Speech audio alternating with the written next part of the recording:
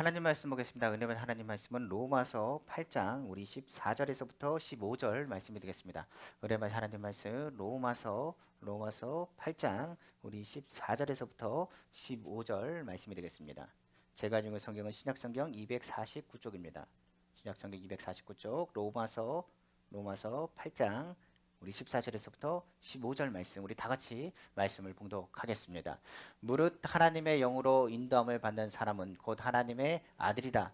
너희는 다시 무수하는 종의 영을 받지 아니하고 양자의 영을 받았으므로 우리가 아빠 아버지라고 부르짖느니라. 아멘. 사랑과 은혜가 풍성하신 주 하나님 아버지 감사합니다. 오늘 예수 그리스도의 보혈로 덮습니다. 머리에서 발끝까지 주의 보혈로 덮어 주옵시고 그 자리마다 성령님 환영하고 인정하고 모시드리고 의자오니 성령 하나님 주관하셔서 우리의 마음과 우리의 생각 가운데 성령께서 조장하시며 그 마음 가운데 하나님의 긍정적인 생각과 할 수 있다는 믿음을 더하시길 간절히 원합니다. 오늘 우리가 주님을 찾는 것이 아니라 주님이 우리를 찾으셨음을 믿습니다. 우리가 주님을 사랑한 게 아니라 주님이 먼저 우리를 사랑하셨음을 입술로 고백합니다.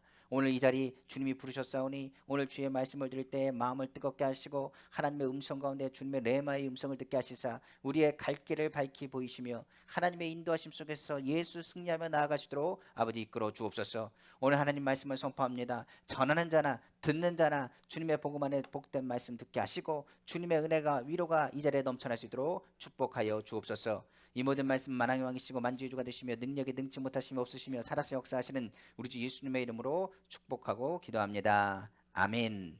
저는 오늘 로마서 8장 14절에서 15절 말씀을 가지고 성령님의 인도를 받는 사람은 이란 제목의 말씀으로 은혜 받기를 간절히 원합니다. 오늘 말씀의 로마서 8장은 우리가 아는 것처럼 하나님의 말씀의 성령작이라고 할 정도로 성령의 사역에 대해서 담고 있는 것이 로마서 8장의 말씀입니다. 로마서 8장을 떠나서는 바울의 성령론을 이해할 수 없을 뿐만 아니라 성령론에 대한 모든 것을 담고 있는 것이 바로 로마서 8장이라고도 이야기합니다.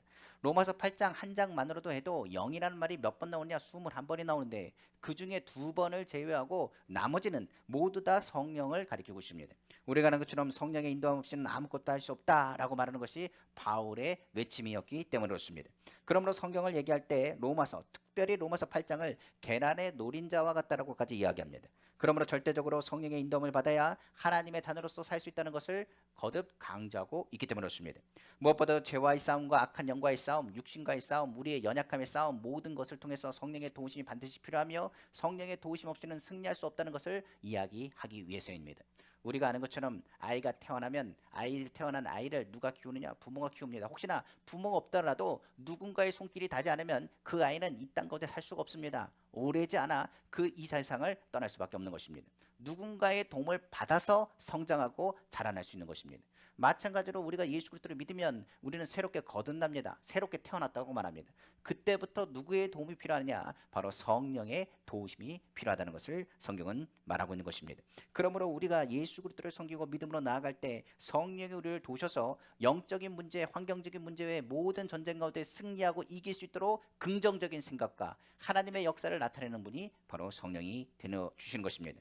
그러므로 성령은 우리가 육신대로 살지 않고 하나님의 자녀답게 살 수 있도록 이끄시는 분이요, 하나님께서 무엇을 무언하시는지를 기쁘신 뜻을 깨닫게 하시는 것도 바로 성령의 역사며 우리가 하나님의 자녀인 것을 증거하시는 분도 바로 성령이라고 말씀하고 있는 것입니다.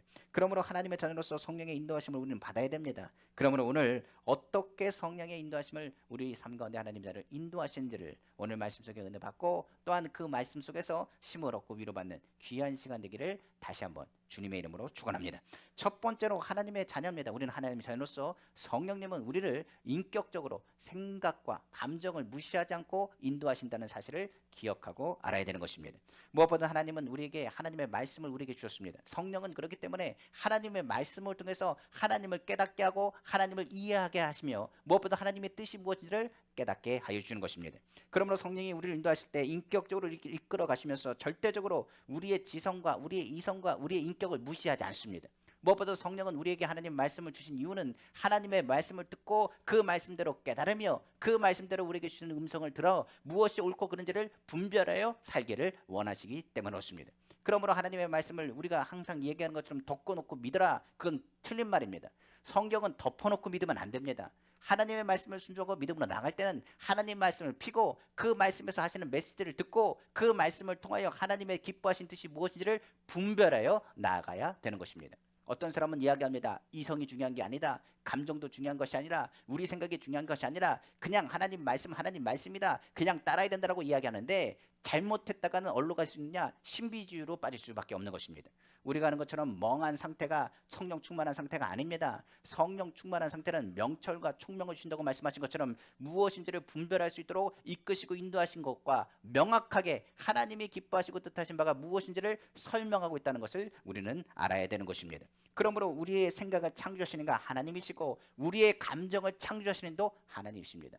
그렇기 때문에 우리의 생각을 창조하셨기 때문에 우리의 생각에 옳은 것을 깨닫게 하시고 우리의 감정을 창조하셨기 때문에 우리의 감정 속에서 성령께서 하나님의 기뻐하시는 감정을 또한 깨닫게 하여 주셔서 하나님이 기뻐하시고 즐거운 일을 하게 하시는 것입니다. 우리가 한번 생각해 봅시다. 성경에서 어떻게 말씀하시는지. 성경에 보면 솔로몬이 무엇을 구했냐? 지혜를 구합니다.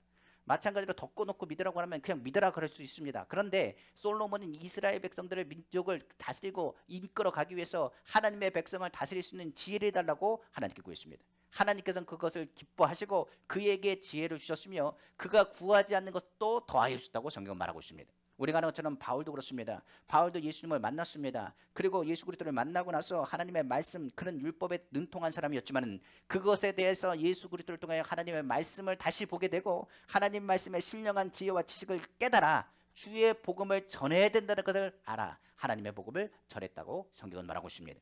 성경의 하박국도 하나님의 말씀을 이해하고 찬양했으며 그 찬양한 가사는 이렇게 얘기합니다. 물이 바다 덮음같이 여호와의 영광을 인정하는 것이 온 땅에 가득하리라 말했으며 성경에 말하기를 무화과 나무 잎이 없으며 감람나무에 소출이 없다 할지라도 내가 주님을 위하여 찬양하고 주님을 위해서 나아간다라고 고백한 것을 우리는 알 것입니다. 성경은 하나님의 감동으로 이루어졌습니다. 성령의 감동하시로 쓰여졌으며 성경에 쓰는 많은 주의 종들은 인격, 지성, 감성, 이성 모든 것을 포함해서 이 시대의 메시지를 전하는 통로로 사용됐다는 사실을 우리는 알아야 되는 것입니다.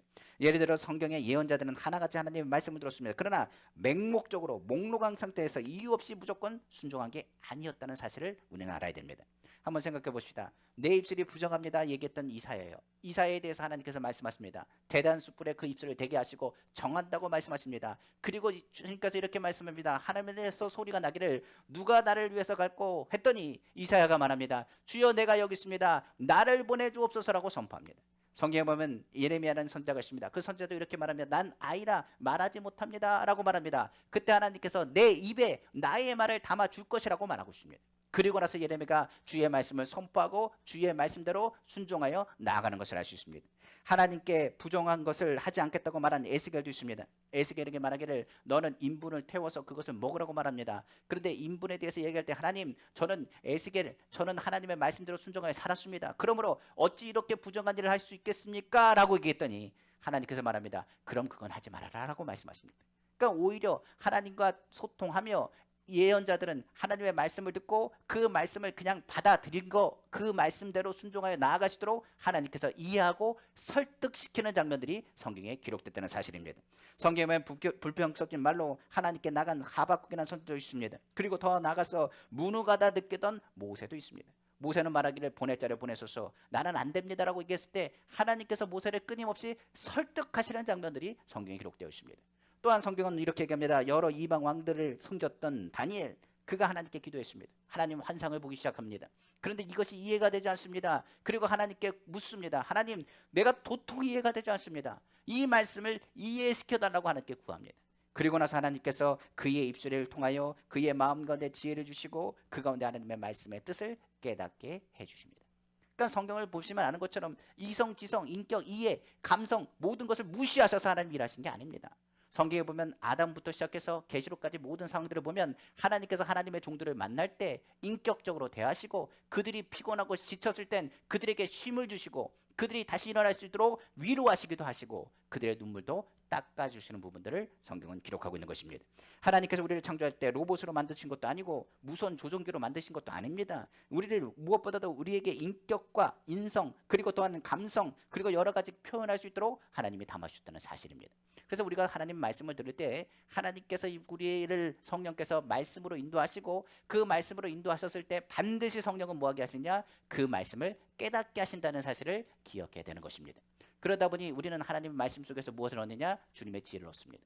무엇이 옳고 그른 것을 무엇으로 깨달으냐? 하나님 말씀으로 봅니다. 우리는 신비주의로 움직이는 것이 아니라 주의 말씀이라는 텍스트를 하나님께서 주신 이유를 알아야 됩니다. 그러므로 하나님의 말씀은 살았고 운동력이 있기 때문에 이 말씀을 통해서 우리가 옳고 그른 것을 깨달을 뿐만 아니라 이 말씀 속에서 하나님이 주시는 위로를 통해서 위로를 받고 하나님의 말씀 속에서 우리는 무엇을 얻느냐? 힘을 얻게 되는 것입니다. 그래서 하나님의 기뻐하신 소원이 무엇인지 압니다. 하나님의 말씀은 우리에게 연애 편지와 같아서 우리를 얼마나 사랑하시는지, 우리를 얼마나 축복하시길 원하시는지, 우리가 어떻게 살길 원하시는지, 하나님의 복을 어떻게 누리길 원하시는지를 담고 있는 것입니다. 그래서 무엇보다도 성령 충만 받길 원하신다면 하나님 말씀으로 돌아가셔야 됩니다. 성령이 우리를 인도하신 것은 하나님 말씀입니다. 하나님의 말씀을 통해서 하나님의 기쁘신 소원을 깨닫게 할 뿐만 아니라 하나님이 무엇을 원하시는지도 깨닫게 하시기 때문에 그렇습니다. 우리가 만약 주의 말씀을 보다가 주의 일들을 감당합니다만 그때마다 하나님 말씀을 떠오르게 하십니다. 그런데 우리가 간혹 일을 하다 보면 사람에 이끌리거나 환경에 이끌려서 좌지우지될 때가 많이 있습니다. 그때 성령이 기뻐하시는 일, 하나님이 기뻐하시는 일인지 아닌지를 누가 알게 하느냐? 이 마음의 자리에서 깨닫게 해주시는 것입니다. 만약 우리가 주님의 말씀을 보고 기도하다가 불안과 염려가 온다면 그 일은 안 하는 것이 좋습니다. 성령께서는 그 마음에 뭘 붙어주느냐? 기쁘신 소원과 함께 평안함을 주시기 때문에 그렇습니다. 평안하게 그 일들을 주시면 주님께서 그 일들을 이끌어 가시는 것을 인도하시는 걸 느끼게 됩니다. 그러나 마음이 불안하고 염려가 없다면 그것은 안 하는 것이 오히려 하는 기뻐하는 일인 것을 우리는 알아야 되는 것입니다. 성경 빌립보서 2장 13절에 이렇게 말합니다. 너희 안에서 행하시는 하나님이시니 자기의 기쁘신 뜻을 위하여 너희에게 소원을 두고 행하게 하셨다라고 성경은 말씀하고 있습니다. 마음에 기쁘신 소원과 마음에 할 수 있다는 믿음을 주신다면 그것 하나님께서 인도하시는 분인 것을 또한 알 수 있습니다. 왜냐하면 성령은 하나님의 말씀을 통해서 무엇이 옳고 그른 것을 알게 하실 뿐만 아니라 더 나아가서 우리의 감정과 우리의 생각을 알게 하셔서 이것은 하나님의 기뻐하신 일, 이것은 하나님의 슬퍼하신 일을 깨달아 알게 하시기 때문에 그렇습니다. 캐더린 쿨만이라는 여사가 있습니다. 그 사람은 성령 사역자입니다. 이분이 하신 말씀이 이런 말이 있습니다. 성령님을 슬프게 하지 마십시오. 성령님을 아프게 하지 마십시오. 성령님은 우리와 함께 하십니다. 라고 이야기하면서 선포한 메시지를 우리는 기억합니다. 마찬가지로 그렇습니다. 하나님은 인격자요. 성령님은 인격체이십니다. 그렇기 때문에 그 마음에 슬퍼하는 것, 괴로워하는 것, 아파하는 일이 고스란히 우리 감정을 통해서 나타나고 있기 때문에 그렇습니다. 저도 주일을 하다 보면 여러 가지 일들이 많습니다. 과거에 제가 주님의 일들을 감당하면서도 불구하고 인정에 이끌리거나 사람에 이끌릴 때가 종종 있었습니다. 그런데 중요한 것은 사람에게 이끌려 가다 보면 결과적으로 어떻게 하느냐? 그 마음의 실패와 낭패가 다가올 때가 종종 발생했습니다. 주일을 하다 보면 사람의 말에 움직일 때가 종종 있습니다. 그때 성령이 막으시고 슬퍼하시고 아파하신다는 감정을 느낄 때가 있습니다. 그러면 어김없이 그것을 내려놔야 되는데 그럼에도 불구하고 사람을 쫓아가다가는 어떡한 일이 일어나느냐? 어김없이 겪지 않아도 되는 큰 풍랑을 겪게 됩니다. 그러니까 주의 말씀대로 살아라 라고 성령은 말해요. 그리고 성경은 성령의 감동으로 쓰여진 사람들의 많은 사람들의 이야기를 담고 있기 때문에 이 말씀 속에서 성령의 음성을 듣는다면 무엇보다 우리의 삶 가운데 평탄하고 주님이 기뻐하시는 길로 갈 수 있다는 것을 성경은 강조하고 있는 것입니다. 그러므로 성령은 우리에게 긍정적인 마음을 주시고 긍정적인 생각을 주시며 하나님의 뜻과 하나님의 계획이 무엇인지를 우리에게 알게 하세요. 그 성령은 우리 가운데 바람같이 불같이 생수같이 역사하십니다. 성경은 말하기를 그는 진리의 영이라 그는 너희를 고와 같이 가부와 같이 버려두지 아니하며 너희 안에 거하시는 분인 것을 말씀하고 있습니다. 요한복음 14장 17절 18절에 이렇게 말합니다. 그는 진리의 영이라 세상은 능히 그를 받지 못하나니 이는 그를 보지도 못하고 말지도 못함이라 그러나 너희는 그를 아나니 그는 너희와 함께 거하시며 또 너희 속에 계시겠습니다. 내가 너희를 고와 같이 버려두지 아니하고 너희에게로 오리라 성경은 말씀하고 있는 것입니다. 그러니까 성령은 우리 안에 거하시는 거예요. 무엇보다 우리가 하나님 말씀을 보고 말씀을 주야로 묵상하면 말씀을 성령께서 떠오르게 하시고 옳고 그른 것을 깨닫게 하시고 성령이 그 말씀 겉에 자연스럽게 들어오게 하셔서 우리의 삶 가운데 무엇보다도 하나님 말씀 안에서 하나님의 기쁘신 일들을 감당할수록 인도해 주시는 것입니다. 그러므로 성령은 우리의 인격을 인정하시고 우리의 이성과 우리의 감정을 동원하셔서 하나님의 말씀 속에 은혜 받게 하시는 분이 누구냐? 바로 성령 하나님이 되어주신 것입니다. 그 성령은 이제 하나님의 자녀로 하여금 어디로 인도하시느냐? 그 다음에 인도하시는 것이 바로 우리를 예수님의 십자가로 인도하신다고 성경은 말하고 있는 것입니다. 하나님이 보내주신 성령이 무엇보다도 우리가 기억할 것이 있습니다. 예수 그리스도의 십자가로 인도하신다는 사실을 우리는 기억해 알아야 되는 것입니다. 하나님의 말씀은 창세기부터 계시록까지 되어 있습니다. 그런데 창세기부터 계시록 말씀이 누구를 위해서 얘기한 얘기냐? 바로 하나님의 아들 예수님에 대한 이야기입니다. 창세기에 있었던 제사라든지 아니면 출애굽기에 있는 성막에 대한 제사에 대한 부분이라든지 레위기에 대한 피에 대한 이야기라든지 신명기에 반복돼서 얘기하는 이야기라든지 여호수아의 이야기라든지 아니면 예언자들의 모든 이야기들이 누구에 대한 이야기냐? 바로 메시아 대신 하나님의 아들 예수 그리스도에 대한 이야기며, 신약에 대한 부분은 예수께서 이 땅에 오신 이야기와 더 나아가서 예수께서 다시 오시겠다는 것을 강조한 얘기며, 이 모든 일에 개입하시고 역사하시는 분이 누구냐? 바로 성령 하나님이 되십니다. 창세기의 모든 것이 공허하고 혼돈할 때 여호와 하나님의 신이 그것을 운행하였다고 말했습니다. 바로 1장에서부터 성령의 역사가 나타나고, 계시록에 마라나타 주 예수여 어서 오시옵소서라는 그 대목에서도 누구의 역사가 나타났냐? 성령의 역사가 나타나되, 성령이 이끄는 것이 어디냐? 바로 갈보리 예수 그리스도 십자가로 우리를 인도하신다는 사실을 기억해야 되는 것입니다. 그러므로 성령은 가장 한 곳으로 집중을 시키는데 바로 예수 그리스도의 십자가로 집중시킵니다. 성령은 자기 자신을 드러내는 것이 아니고 자기 자신도 자랑하지 않습니다. 예수님이 공생 기간 동안에 하나님을 자랑하셨습니다. 하나님의 영광만을 드러내셨습니다. 더 나아가서 하나님 말씀 외에는 내가 아무것도 하지 않겠다고 말씀하셨습니다. 그게 예수님의 사역이었습니다. 성령의 사역은 무엇이냐? 그 하나님을 나타내는 것과 하나님의 아들 예수 그리스도의 십자가의 그 능력을 나타내는 것이 바로 성령의 사역이 되는 것입니다. 그래서 성령은 무엇보다도 예수님을 자랑합니다. 다른 교단, 교회를 얘기하는 것이 아니라 성령은 오직 누굴 얘기한다고요? 예수님을 얘기해요. 예배 드리고 나서 누구의 생각을 해야 되냐? 예수 생각이 나야 됩니다. 그리고 우리가 하나님의 말씀을 듣고 기도할 때마다 누구의 이름으로 기도해야 되느냐? 예수 이름으로 기도해야 됩니다. 우리가 누구의 말씀에 집중해야 되느냐? 예수 그리스도의 말씀에 집중해야 됩니다. 그는 우리를 위해서 십자가 달리시고 우리를 건지실 뿐만 아니라 우리의 죄를 청산하신 분이며 우리를 의롭다 하시는 분이 누구에게 있음을 얘기하느냐? 오직 예수께 있음을 설명하고 가리키고 있기 때문에 그렇습니다. 그러므로 오늘 주예전에 나와서 우리는 성령 안에서 주님이 우리를 하나님의 말씀을 보게 하시고, 하나님의 말씀을 보면서 깨닫는 게 뭐냐? 바로 예수 그리스도 없으면 안 된다는 것을 우리가 깨닫게 되는 것입니다. 그래서 성령은 그렇기 때문에 하나님의 말씀을 보며 하나님 말씀의 레마로 음성을 들었을 때 우리는 예수님 앞에 나아가게 되는 것입니다. 예수 그리스도의 십자가 앞에 나아가면 우리가 용서받지 못한 죄를 용서하신 주님의 은혜를 체험하게 될 것입니다. 우리가 성경을 보면서 성령 해방죄는 용서받지 못한다고 했는데, 성령 해방죄라는 것이 바로 이겁니다. 예수님을 믿지 않는 게 성령 해방죄입니다. 왜냐하면 성령이 하시는 분은 예수님을 나타내는 것이고 예수님을 믿게 하는 것인데, 예수님을 믿는 것을 방해하고 예수 믿는 것을 거절하면 그것이 성령 해방죄가 되어서 그 죄가 그대로 있기 때문에 그렇습니다. 그래서 죄가 그대로 있으면 하나님 나라에 갈 수가 없습니다. 주님의 은혜를 누릴 수가 없습니다. 그렇기 때문에 성령 해방죄는 용서받지 못하는 죄인 것입니다. 그러나 예수를 믿으면 어떤 죄라 할지라도 주님께서 그를 건지시고 무엇보다도 멸망해서 이끌어 가신다고 성경은 말합니다. 그러나 예수를 믿지 않으면 그 사람은 이미 멸망한 그 사람이라고 성경은 말하고 있는 것입니다. 그러므로 성령은 예수 그리스도의 십자가 안에서 우리를 의롭게 하신 예수 그리스도의 보혈을 강조하고 있습니다. 그리고 더 나아가서 광야 같은 인생길에 목마른 우리를 향해서 목마른 건 누구든지 목마른 건 마시라고 말하며, 성령이 성령 안에서 우리 안에 충만하여 생수의 강같이 흘러 넘치게 될 것임을 성경은 또한 가리키고 있는 것입니다.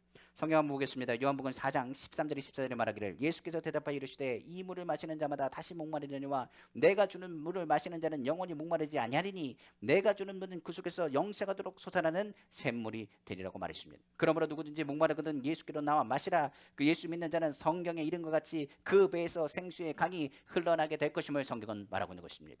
우리가 하나님을 믿었을 때 이스라엘 민족은 홍해를 건넜습니다. 그리고 광야 생활에 들어갔을 때 그들의 목마름을 누가 채우셨느냐? 하나님께서 채우셨습니다. 그들을 불기둥과 구름기둥 인도하시고 그들이 샘이 없는 그 가운데 샘이 터져나오게 하신 것이 누구냐? 하나님의 역사요 성령의 인도하심이었다고 성경은 말하고 있는 것입니다. 그러므로 광야 같은 이 땅 가운데도 물이 필요한데, 마찬가지로 삶 가운데 그 물이 되시는 분이 누구냐? 바로 성령을 의미하며 성령이 내 안에서 생수의 강같이 터져나오게 될 것임을 성경은 강조하고 있는 것입니다. 그러니까 예수 이름을 부르면 주께서 너를 건지신다고 말합니다. 주의 이름을 부르라. 그리하면 내가 너를 건지시라고 성경은 강조하고 있는 것입니다. 예수 그리스도의 십자가로 인도하는 성령님은 우리에게 말합니다. 그러므로 주님 앞에 나오라. 그러면 너희 마음을 치료할 것이고 너희 삶 가운데 질병도 치료할 것이고 너희를 누르고 있는 모든 것 가운데 하나님께서 자유함을 주실 것임을 강조하고 있는 것입니다. 그러므로 예수 그리스도의 십자가의 보혈이 우리 심령을 다시 한번 채우며 우리의 각종 질병을 이길 수 있는 힘과 능력의 근원이 되는 것입니다. 예수님의 3분의 1의 사역이 치료 사역이었습니다. 저가 우리 연약한 것을 친히 담당하시고 병을 짊어지셨으며 그가 채찍에 맞음으로 우리가 나음을 입었다고 말했습니다. 우리가 예수 그리스도의 십자가 밑에 내려놓으면 수고하고 무거운 짐을 다 내게로 하라 내가 너희를 쉬게 하라 말한 것처럼 주님의 심과 주님의 위로를 받게 되는 것입니다. 그래서 주일날 설교 들을 때 하나님의 말씀을 듣을 때 누구의 이름을 들어야 되느냐? 예수 이름을 들어야 됩니다. 다른 이름이 없습니다. 예수 이름 밖에는 우리를 건질 이름이 없고 우리로 하여금 성령을 통해서 예수 이름 밖에는 우리를 치료하시는 능력의 이름이 없기 때문에 그렇습니다. 요즘 코로나 시대이다 보니 스트레스도 많이 받습니다. 코로나만 두려운 질병이 아니라 우리의 상관된 모든 질병들과 모든 환경들이 두려움으로 다가올 때가 있습니다. 그러나 성경은 말합니다. 성령은 하나님 말씀으로 그리고 하나님의 말씀은 예수 그리스도 이름으로 선포하게 하는 것입니다. 그래서 하나님의 말씀을 듣고 우리가 예수 이름으로 선포하면 하나님의 말씀의 축복의 말씀이 우리의 말씀에 되었고 우리의 말씀의 레마가 되어서 예수 이름으로 붙잡고 기도할 때 하나님의 역사가 나타나게 되는 것입니다. 두려워 말라 내가 너와 함께함이라 놀라지 말라 내 하나님이 되리라 내가 너를 굳세게 하리라 참으로 너를 도와주리라 참으로 의로운 손으로 너를 붙들리라 하나님의 말씀이 선포됩니다. 그런데 이 말씀이 누구 이름으로요? 예수 이름으로 선포될 때 그 말씀은 기적과 능력으로 나타나게 되는 것입니다. 두려워 말라 내가 너와 함께한다는 그 말씀처럼 내가 너와 함께한다는 말씀처럼 임마누엘 대신 예수 그리스도와 우리 함께 하신다는 것을 깨닫게 되는 것입니다. 그러므로 너는 낙심하지 말고 절망하지 말라고 말합니다. 내게 능력 주는 내가 모든 것을 할 수 있다고 말합니다. 할 수 있거들이 무슨 말이냐? 믿는 자에게 능치 못할 일이 없다라고 말합니다. 그 믿음의 선포를 우리가 듣고 그 말씀을 예수 이름으로 기도하면 예수 그리스도 안에서 하나님의 역사가 나타나게 되는 것입니다. 그래서 주님은 저주의 모든 것을 변화시켜서 아브라함의 복으로 우리에게 축복하셨습니다. 그러므로 저주에 나무에 달린 자마다 저주에 있다고 했는데 예수님이 십자가의 달리심을 통해서 우리의 저주와 징계를 대신 짊어지시고 우리에게 하나님 나라의 소망을 허락하여 주셔서 이 땅과 대 불리하고 연약하고 부족한 가운데 있다 할지라도 너는 하나님의 자녀일 뿐만 아니라 하나님 나라가 너에게 예비되었다는 희망과 용기를 우리에게 더하여 주시는 것입니다. 그러므로 예수 그리스도 안에서 우리는 하나님 나라의 소망을 갖게 되는 것입니다. 그러므로 우리는 죽었다가 살아난 주 예수 그리스도의 부활의 능력과 생명이 우리 가운데 있음을 깨닫게 되는 것입니다. 그래서 성경을 보다 보면 성령은 하나님의 말씀으로 하나님의 말씀은 예수 그리스도의 이름으로 선포되어져서 하나님의 능력과 역사가 우리 가운데 나타나게 되는 것입니다. 예수님의 제자 중에 하나였던 베드로가 그렇습니다. 베드로는 예수님을 만났습니다. 그러나 예수님이 어떤 분인지를 잘 알지 못했습니다. 그러나 예수님이 십자가 달리신 그 모습을 봤습니다. 그가 너무나 낙망하고 절망한 가운데 있었습니다. 그러나 예수님이 부활하셨습니다. 그리고 나서 믿음과 소망이 하나님께 있음을 선포하게 하셨습니다. 그리고 또한 예수님께서 베드로를 만나주시고 사랑한다고 말씀하십니다. 그리고 사랑이 무엇인지를 깨닫게 하여 주십니다. 그리고 나서 그에게 성령이 임할 것을 강조하시고 그는 성령을 받게 됩니다. 그리고 나서 그는 고백하기를 이렇게 고백합니다. 주님, 내가 눈에 보이지 않습니다. 그러나 난 예수님을 사랑한다고 고백합니다. 그리고 말하는 그 대목이 바로 베드로전서 1장 21절에서 25절의 고백입니다. 하나님의 말씀은 영원한다는 고백이 되는 것입니다. 한번 보겠습니다. 베드로전서 1장 21절 25절입니다. 너희는 그를 죽은 자 가운데서 살리시고 영광을 주신 하나님을 그리스도로 말미암아 믿는 자니 너희 믿음과 소망이 누구에게 있다고요? 하나님께 있게 하셨느니라. 우리의 모든 소망은 하나님께 있습니다. 너희가 진리를 순종함으로 진리 되신 영 바로 성령님이십니다. 너희 영혼을 깨끗하게 하여 거짓 없이 형제를 사랑하게 이르렀으니 마음으로 뜨겁게 서로 사랑하라. 너희가 거둔단 것은 썩어질 씨로 된 것이 아니요 썩지 아니할 씨로 된 것이니 썩지 아니할 씨는 바로 예수 그리스도입니다. 살아있는 항상 있는 하나님의 말씀으로 되었느니라. 그러므로 모든 육체는 풀과 같고 그 모든 영혼은 영광은 풀의 꽃과 같으니 풀은 마르고 꽃은 떨어지되 모든 육체는 풀과 같다고 했습니다. 모든 육체 이 땅에 있는 것은 영원한 것이 없습니다. 그러나 오직 주의 말씀은 세세토록 있도다 하였으니 너희에게 전한 복음이 곧 이 말씀이니라. 주님께서 우리에게 말씀하신 것처럼 예수 그리스도 안에서 영원한 하나님의 나라가 우리 가운데 있다는 것을 깨달아 알 것을 성경은 말하고 있는 것입니다. 그래서 예수 이름을 선포하고 기도하면 오늘도 이렇게 말합니다. 고린도후서 5장 17절에 말한 것처럼 그런즉 누구든지 그리스도 예수 안에 있으면 새로운 피조물이라 이전 것은 지나갔으니 보라 새 것이 되었도다. 그래서 오늘 이렇게 얘기할 수 있어요. 상처받거나 아픔이 있어도 지나간 일이에요. 우리가 교회 와서 하나님 말씀을 듣습니다. 지나간 일입니다. 우리 가운데 아픔이 있습니다. 지나간 일입니다. 괴로운 일이 있습니다. 그것도 지나간 일입니다. 우리가 너무 어려운 일이 많았습니다. 그런데 그것도 지나간 일이에요. 예수 안에서 우리를 치료하신 주님, 그리고 우리를 건지신 주님, 우리를 일으킨 주님이 우리와 함께 하심을 다시 한번 바라보시기를 주님의 이름으로 축원합니다. 그래서 성령은 하나님의 말씀 보게 하세요. 그리고 그 말씀 속에서 이 말씀은 내 말씀이다. 그리고 이 말씀은 내 말씀이다 하는 순간에 사마리아 여인이 묻습니다. 그렇다면 예배는 어떻게 드려야 됩니까? 그러면 메시아는 누굽니까? 예수님께서 말씀하십니다. 하나님은 신령과 진정으로 예배하는 데를 찾으신다. 그러고 말씀하시기를 뭐라고 얘기하시느냐? 내가 그로다. 사마리아인이 예수님을 만나고 과거에 있었던 물동이를 집어 던지고 어떻게 되냐? 주의 복음을 전했다는 사실을 우리는 기억해야 될 줄로 믿습니다. 그러므로 예수님의 십자가 앞에 나가면 우리는 주님의 십자가 앞에서 누더기 같은 옷을 벗습니다. 그러므로 우리의 삶 가운데는 저주와 우리의 아픔과 고통은 지나간 일이에요. 이제부터는 예수 그리스도와 함께 동행하시는 우리 성도님 다시시기를 주님의 이름으로 축원합니다. 세 번째로 이제 하나님의 자녀를 어디로 인도하시느냐? 성령님은 하나님의 나라로 인도하신다고 성경은 말하고 있는 것입니다. 하나님의 성령께서는 이제 변화받은 사람에게 변화된 삶이 다가오도록 만들어 주십니다. 그러면서 하나님의 나라는 먹는 것과 마시는 것이 아니라는 것을 강조하고 의와 평강과 희락인 것을 강조하십니다. 바로 로마서 14장 17절 말씀입니다. 말씀 묵독해 드리겠습니다. 하나님의 나라는 먹는 것과 마시는 것이 아니요 오직 성령 안에 있는 의와 평강과 희락이라고 말하고 있습니다. 하나님 나라는 우리가 생각하는 것처럼 먹고 마시는 그런 쾌락을 즐기는 데가 아닙니다. 하나님의 통치가 임하는 것이 바로 하나님 나라입니다. 바로 하나님의 자녀는 하나님의 통치가 임하고 하나님이 책임지시고 하나님이 지키시며 하나님이 보육하시는 것이 바로 하나님 나라가 되는 것입니다. 죄를 버리고 우리가 주님을 바라볼 때 오늘보다 내일이 더 좋은 날이 되는 것은 바로 성령께서 우리를 하나님 나라로 적극적으로 인도하시고 붙잡아 주시기 때문이라고 성경은 말하고 있는 것입니다. 그렇기 때문에 성령이 임하신과 동시에 하나님 나라가 임하는 것이고 하나님 나라가 임한과 동시에 하나님의 나라의 모형인 교회가 세워지는 것입니다. 그래서 우리가 생각하는 것처럼 성령으로 충만하다 하면 어디로 가느냐? 하나님 말씀으로. 성령이 충만하다 하면 누구를 바라보느냐? 예수 그리스도를. 그리고 성령이 충만하다 그러면 어디로 가겠어요? 하나님의 성전을 찾게 되는 것입니다. 그렇기 때문에 많은 사람들이 얘기한 것처럼 교회를 왜 갑니까? 라고 하면 성령 받은 사람이 아닙니다. 성령은 교회를 가게끔 이끌어갑니다. 무엇보다 우리가 하나님의 말씀을 듣고 그리고 예배 드리며 주님 앞에 찬양하는 것은 성령이 우리 가운데 개입하시고 인도하시기 때문입니다. 오늘 성경은 말합니다. 하나님의 나라, 하나님의 통치가 이루어지는 교회, 바로 천국의 모형이라고 말합니다. 이 천국의 모형인 이 교회를 하나님은 어떻게 하시느냐? 사랑하신대요. 오늘 은빛교회를 사랑하시고 우리 하나님의 성전 삼은 우리 성도님의 마음을 주님께서 말씀하시면서 사랑하신답니다.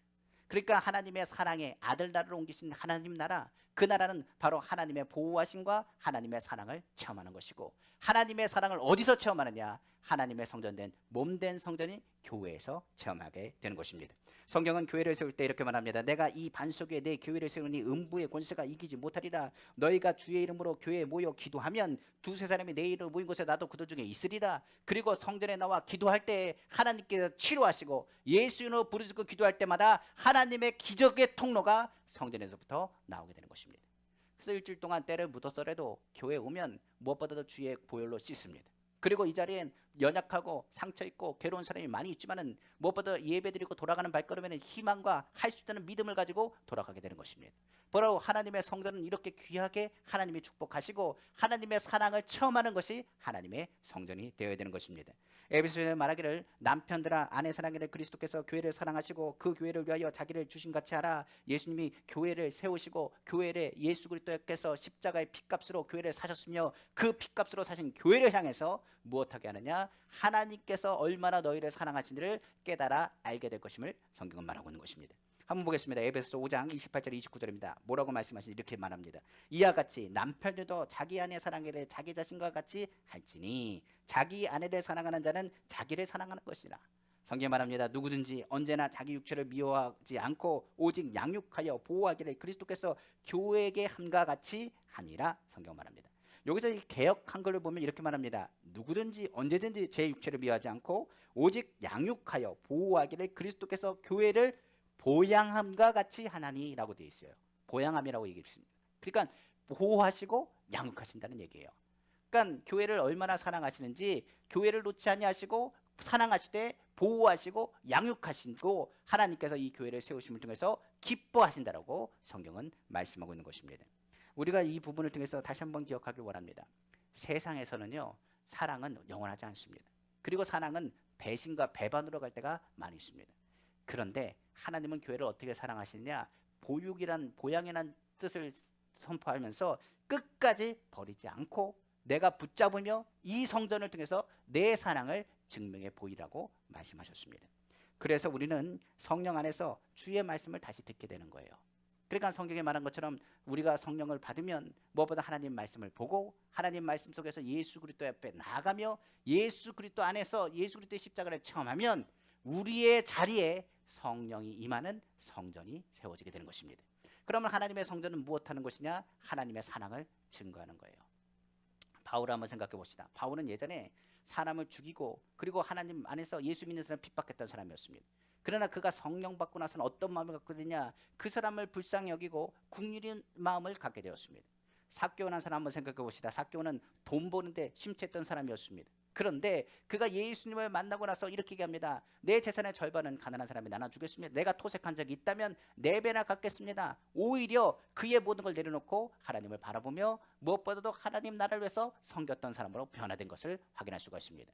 무엇보다도 강한 사람이 오히려 예수 그리스도 안에서 약한 자가 되고 오히려 약할 때 예수 그리스도 안에서의 강한 자의 선포가 나타난다는 사실을 바울도 이야기했던 것을 우리는 성경 통해서 볼 수가 있는 것입니다. 마찬가지로 하나님의 성전이 우리 가운데 있으면 교회가 하나님 안에서 정말로 주님의 사랑을 나타내 보였을 때 비로소 빛과 소금의 역할을 감당하게 되는 것입니다. 에베소서 한번 2장 20절에서 22절에 이렇게 말합니다. 너희는 사도들과 선지자들의 터 위에 세우심을 입은 자라. 그리스도 예수께서 여기서였죠. 사도들과 선지자의 터 위는 말씀입니다. 말씀 위에 세우심을 입은 자라. 그리스도 예수께서 친히 너희의 뭐가 되었었다고요? 모퉁이 돌이 되었다고 말합니다. 바로 예수 그리스도의 십자가가 우리로 하여금 뭐가 되느냐? 그 기둥과 중심이 되어 주십니다. 그의 안에서 건물마다 서로 연결하여 주 안에서 성전이 되어가고 너희도 성령 안에서 하나님의 거하실 초소가 되기 위하여 예수 안에서 함께 지어져 가느니라. 바로 교회는 하나님 예수 그리스도를 믿는 믿음의 공동체를 교회라고 합니다. 건물이 아니에요. 우리가 아는 것처럼 예배당이라고 얘기합니다. 그러나 교회는 예배당이 아닙니다. 바로 교회는 예수 그리스도를 주라 신하는 사람들의 공동체의 모임이요 서로 사랑을 나누는 공동체의 모임이 되는 것입니다. 그러므로 이 공동체는 서로 간의 성령 안에서 하나님의 말씀과 하나님의 능력이 나타납니다. 성경에 말하기를 마가복음 16장 15절에 또 가라사대 때 너희는 온천에 다니며 만민에게 복음을 전파하라. 사도행전 1장 8절에 오직 성령이 너희에게 임하시면 너희가 권능을 받고 예루살렘 온 유다와 사마리아 땅끝까지 이르러 내 증인이 되리라. 성령은 증인의 영이요 너희가 서로 사랑할지니 서로 사랑하면 비로소 너희가 나의 제자인 것을 알리라. 성경은 말하고 있는 거예요. 그래서 마지막 때에 바로 교회는 성령이 충만한 교회는 하나님의 사랑과 하나님의 능력이 나타나게 되는 것입니다.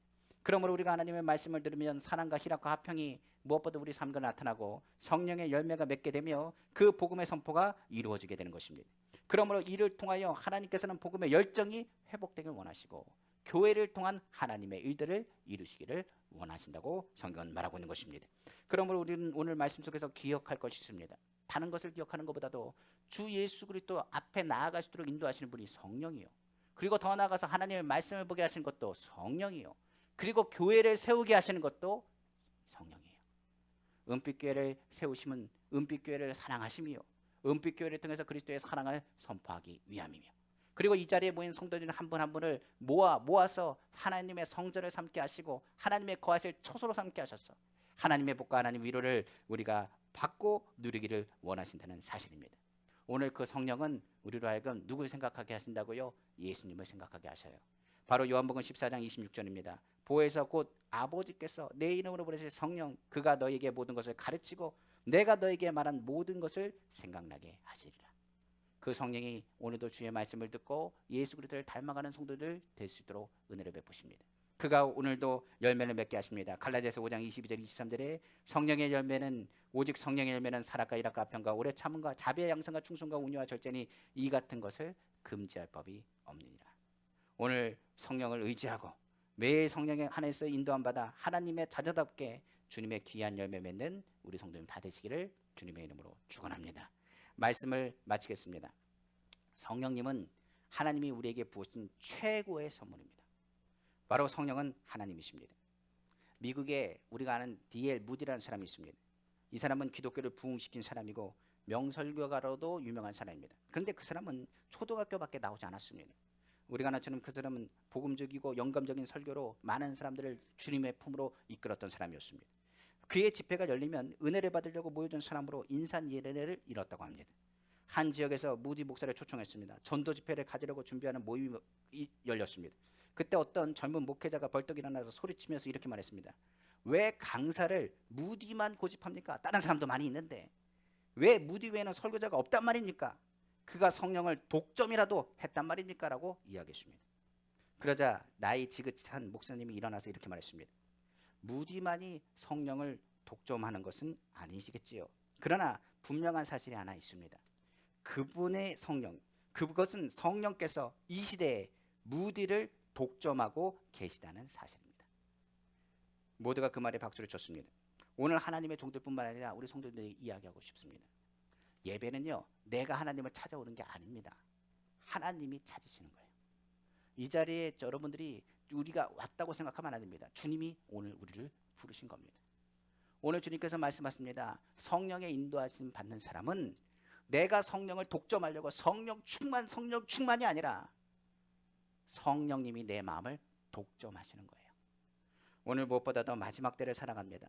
D.L. 무디처럼 성령께 독점되어 하나님 나라를 소망하고 하나님 말씀 중심에서 오직 예수 그리스도 이름으로 더 나아가서 하나님 나라를 소망하며 인도함 받는 우리 성도님 다 되시기를 다시 한번 주님의 이름으로 축복합니다. 기도하겠습니다. 사랑해 주 하나님 아버지 감사합니다. 하나님 오늘 성령께서 우리 마음을 독점해 주시기를 간절히 원합니다. 아버지 성령이 우리 마음에 독점하고 계시면 우리 아빠 아버지가 하나님인 것을 알 수 있습니다. 하나님 아버지께서 우리를 찾는 것이지 우리가 주님은 절대로 찾을 수가 없습니다. 아빠 아버지 되신 주님, 아빠 아버지로 고백할 수 있도록 성령께서 우리를 주장하시고 인도하심을 감사합니다. 오늘 예수의 피로 덮어주시고 지나간 것은 다 지나간 겁니다. 아버지 예수 이름 안에서 이전 것은 지나갔습니다. 보라 새 것이 되도다. 이제 새로운 출발을 하려고 합니다. 하나님 아버지 우리의 연약함을 친히 용서하시고 오늘 주의 전에 불러주셔서 하나님의 성전 세워주셨사오니 주의 복을 누리는 귀한 성도님 다 될 수 있도록 축복하여 주옵소서. 오늘 우리의 마음을 독점하여 주옵소서. 그리하여 하나님께 영광되게 하여 주시길 간절히 원합니다. 이 시대에 하나님이 쓰시는 은빛교회 되길 원합니다. 이 시대에 하나님께서 기뻐하시는 귀한 은빛교회 성도님들 다 되기를 원합니다. 아버지 이 시간 주장하시고 기도하고 구할 때마다 부족함 없도록 채워 주옵소서. 이 모든 말씀 사랑이신 우리 주 예수님의 이름으로 축복하고 기도합니다. 아멘.